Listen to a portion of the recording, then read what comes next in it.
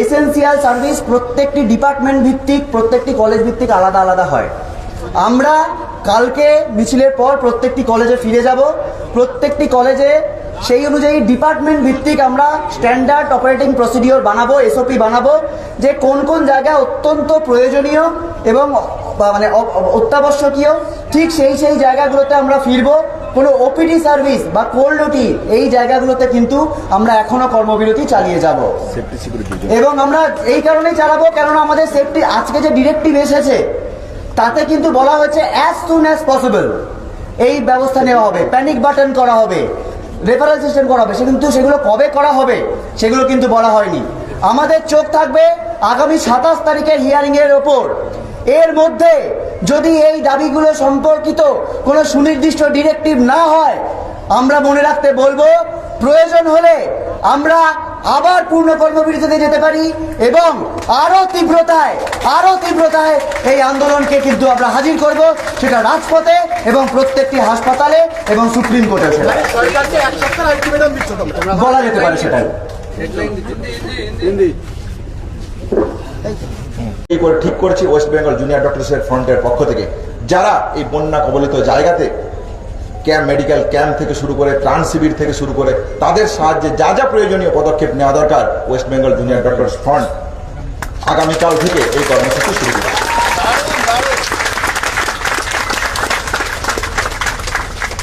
তাহলে এই বন্যা কবলিত মানুষদের জন্য ওয়েস্ট বেঙ্গল জুনিয়র ডক্টরসের পক্ষ থেকে যে অভয়া ক্লিনিকের ডাক দিলাম, সেই অভয়া ক্লিনিক আমরা শুরু করছি। এর পাশাপাশি কলেজের বুকে যে অচলাবস্থা চলছিল, আমরা মনে করি এই ডাইরেক্টিভ পাওয়ার পর এবং আমাদের দাবি দাবার একটা অংশ এবং ন্যায় বিচারের দাবিতে আমাদের যে আন্দোলন চলছে, সেই জায়গা থেকে সিজিও অভিযান যেমন হচ্ছে, সেই জায়গা থেকেই আমরা পরিষ্কার সাধারণ মানুষের উদ্দেশ্যে কথা বলতে চাই। আমরা এসেন্সিয়াল সার্ভিস পরিষেবা শনিবার থেকে জুনিয়র ডাক্তারদের পক্ষ থেকে আমরা শুরু করছি। তারপরেও এ কথা আমি মনে করিয়ে দিতে চাই, রাজ্য প্রশাসন থেকে শুরু করে সিবিআইয়ের যে তদন্তের গতি প্রকৃতি, সেই জায়গা থেকে আমরা মনে করি আমাদের সুরক্ষা যতক্ষণ না অবধি সুনিশ্চিত হচ্ছে, এই অবস্থান মঞ্চ যেমন কাল সিজিও কমপ্লেক্স অভিযানের মধ্য দিয়ে আমরা শেষ করছি, ঠিক সেই রকমই দত্তহীন ভাষায় আমি জানিয়ে দিতে চাই রাজ্য প্রশাসনকে, তারা যেন এটা কোনোভাবেই ভেবে না নেয় যে আন্দোলন একটা জায়গায় তারা মিটিয়ে নিতে চাইছে। বারবার বলতে চাইছি, দ্বিতীয় অভয়া যাতে কলেজের বুকে না ঘটে, তার দাবিতে আমাদের জন্য যে লড়াই চলছিল, ঠিক সেইভাবে আমাদের এই লড়াই সারা পশ্চিমবঙ্গের বুকে ওয়েস্ট বেঙ্গল জুনিয়র ডক্টরস ফ্রন্টের পক্ষ থেকে এই লড়াই এবং এই কর্মসূচি জারি থাকবে। সুনির্দিষ্ট কর্মসূচি থেকে শুরু করে যাবতীয় যা পদক্ষেপ আমরা আপনাদের কাছে সবিস্তারে রাখবো। এই জায়গা থেকে বলতে চাই, আপনারা কালকে সিজিও স্বাস্থ্য ভবন থেকে সিজিও কমপ্লেক্সের যে অভিযান, সেই অভিযানে আমাদের সাথে যুক্ত হবে।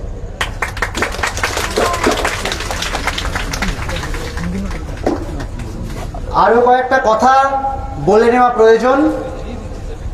যে জায়গা থেকে কালকে আমরা নবান্ন সভাগৃহে চিফ সেক্রেটারির সাথে মিটিং করতে গিয়েছিলাম, 5.5 ঘন্টা ধরে আমরা মিটিং করি এবং শেষত কি দেখা যায় যে আমরা কিন্তু মেলের কপিও আপনাদের পাঠিয়েছিলাম যে আমাদের সেফটি সিকিউরিটির যে দিক থেকে আমরা কি বোঝাচ্ছি, সিসিটিভি হোক, প্যানিক বাটন হোক, এগুলো যেমন রয়েছে, তেমনি জনস্বাস্থ্যের প্রশ্নটি আমাদের কাছে অত্যন্ত প্রয়োজনীয়। প্রত্যেকটা মানুষ, আপামর পশ্চিমবঙ্গবাসী, তারা প্রত্যেকে যদি স্বাস্থ্য পরিষেবা ঠিকভাবে পান, তাহলে আমাদের জুনিয়র ডাক্তারদের সুরক্ষাও অনেকটা সুনিশ্চিত হবে। সেই জায়গা থেকে বেশ কিছু প্রস্তাব আমরা দিয়েছিলাম। আজ আমরা দেখলাম আমাদের মেলেও এসেছে এবং সেই ডিরেক্টিভও কিছু এসছে যে সেই সংক্রান্ত আমাদের যে সাজেশনগুলো, সেই সাজেশন সংক্রান্ত অনেকগুলি ডিরেক্টিভই মেনে নেওয়া হয়েছে। আমরা মনে করছি আমাদের যে আন্দোলনের চাপ, আমাদের এই ন্যায় বিচারের আন্দোলন এবং তার সাথে জনগণের যে আন্দোলন, তা কিন্তু এই জনগণের একটা দাবিকে ছিনিয়ে আনতে বাধ্য হয়েছে এবং এটা আমাদের আন্দোলনের একটা আংশিক জয়।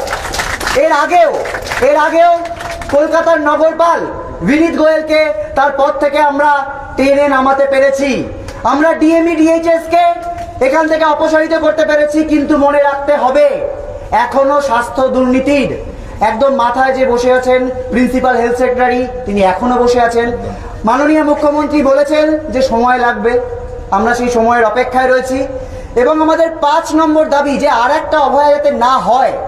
আমরা বারবার বলেছি সুপ্রিম কোর্টে এই নিয়ে লিগ্যাল ফাইট কিন্তু আমাদের চলবে, আমাদের লিগ্যাল ফাইট চলবে। এই যে থ্রেট কালচার, এই থ্রেট কালচারকে সমূলে বিনাশ করার জন্য প্রত্যেকটা কলেজে এনকোয়ারি কমিটি বসাতে হবে, তার জন্য সেন্ট্রাল ডিরেক্টিভ থাকতে হবে। প্রত্যেকটি জায়গায় সিলেক্টেড নয়, এই যে সিলেক্টেড মেম্বারদের মাধ্যমেই আসলে এই থ্রেট কালচার চলে, কিছু মানুষকে সিলেক্ট করে নেওয়া হয়। সেই জন্য প্রয়োজন একটা গণতান্ত্রিক নির্বাচনের মাধ্যমে সুষ্ঠু একটা পরিবেশ তৈরি, যাতে এই থ্রেট কালচার না চলতে পারে। এবং সাধারণ মানুষকে বুঝতে, অনেকে প্রশ্ন করছিলেন যে তোমরা তো অভয়ার বিচার চাইতে এসেছিলে, এখন নির্বাচনের কথা, এগুলো কি কথা? আমরা তাদের মনে করাতে চাই যে আমাদের ন্যায় বিচারের আন্দোলন, অভয়ার আন্দোলনের জন্য, অভয়া যাতে ন্যায় বিচার পায় সেজন্য যেমন আমরা কালকে সিবিআই অভিযান করছি, সিজি অভিযান করছি, ঠিক এই কথাটা মনে রাখা দরকার যে আর একটাও অভয়া যাতে না ঘটতে পারে। সমাজের কোনো স্তরে এইরকম যাতে থ্রেট কালচার, দুর্নীতি যাতে না থাকতে পারে সেটা সুনিশ্চিত করাও কিন্তু আমাদের কর্তব্য। সেই জন্যই কিন্তু এই প্রসঙ্গগুলো এসছে। এবং আজ যে ডিরেক্টিভ এসছে তার মধ্যে কিন্তু খুব সুচারুভাবে এই জিনিসগুলো এড়িয়ে যাওয়া হয়েছে। আমরা আজকে যে বন্যা পরিস্থিতি তৈরি হয়েছে তার কথা মাথায় রেখে এবং আংশিক যে জয় আমরা পেয়েছি সেই জয়ের কথা মাথায় রেখে আমরা কালকে মিছিলের পর নিজ নিজ কলেজে ফিরে যাব, ধর্ণা মঞ্চে ফিরে যাব এবং আমরা একটা স্ট্যান্ডার্ড অপারেটিং প্রসিডিওর তৈরি করব, এসওপি, যে এসেনশিয়াল সার্ভিস বলতে আমরা কি কি মনে করছি। এবং আমরা আংশিকভাবে, মনে রাখতে হবে আংশিকভাবে আমরা সেই এসেনশিয়াল সার্ভিসে কিন্তু পরশুদিন থেকে জয়েন করছি, এটা দেখানোর জন্য যে আমাদের সদিচ্ছা রয়েছে এবং আংশিক জয়কে স্বীকৃতি দিয়ে আমরা জয়েন করছি। কিন্তু আমাদের যে যে জিনিস পাওয়া বাকি আছে তার জন্য কিন্তু আমাদের আংশিক কর্মবিরতিও চলবে, রাজপথেও আমাদের আন্দোলন চলবে, সুপ্রিম কোর্টেও আমাদের আন্দোলন চলবে। এবং অভয়ার ন্যায় বিচারের আন্দোলন, অভয়ার ন্যায় বিচার কিন্তু আমরা ছিনিয়ে আনবই। অভয়ার ন্যায় বিচার যতদিন না আমরা ছিনিয়ে আনতে পারছি, যতদিন না দোষীরা ধরা পড়ছে, যতদিন না প্রকৃত দোষীরা ধরা পড়ছে এবং যতদিন না আর একজনও অভয়া হয় এটুকু সুনিশ্চিত হচ্ছে, ততদিন আমাদের লড়াই চলবে। সাধারণ মানুষের উদ্দেশ্যে আমাদের আহ্বান থাকবে, কালকে বিকেল 3টে স্বাস্থ্য ভবনে সকলে জমায়েত হন। স্বাস্থ্য ভবন থেকে সিজিও কমপ্লেক্সে আমরা যাই, সিবিআই এর কাছে আমরা আমাদের এই কণ্ঠস্বর পৌঁছে দিই যে আর কবে, আর কত দেরি, যত দ্রুত সম্ভব এর বিচার হোক, এই তদন্ত প্রক্রিয়া শেষ হোক। এবং তার পরদিন থেকে পশ্চিমবাংলার বিভিন্ন জায়গায় আমরা গতকালই ঘোষণা করেছিলাম যে হুগলি, মেদিনীপুর, মালদা সহ বহু জায়গা বন্যা দুর্গত জায়গায় রয়েছে। আমাদের কাছে বহু মানুষ বহু ত্রাণ সামগ্রী অলরেডি দিয়েছেন, সেটা খাবার, শুকনো কাপড়, ত্রিপল হতে পারে, ওষুধ হতে পারে। সেগুলো সহ আমরা মেডিকেল টিম হিসেবে, অভয়া ক্লিনিক হিসেবে প্রত্যেকটি জায়গায় কালকের পর থেকেই পৌঁছে যেতে চাই এবং প্রত্যেকের কাছে বার্তা দিতে চাই যে আমাদের এই আন্দোলন আসলে সাধারণ মানুষের আন্দোলন। আমরা আংশিকভাবে কাজেও ফিরব এবং আমরা প্রত্যেকটি বন্যা দুর্গত এলাকায় কালকে থেকেই পৌঁছে যাওয়ার চেষ্টা করব, যাতে আমাদের ওপর এই আঙুলটা না তোলা হয় যে আমরা তো বিচার চাইতে আসিনি, আমাদের নাকি অন্য রাজনৈতিক অভিসন্ধি আছে। আমাদের এক এবং একমাত্র লক্ষ্য অভয়ার বিচার এবং আর একটাও যাতে অভয়ার না হতে পারে।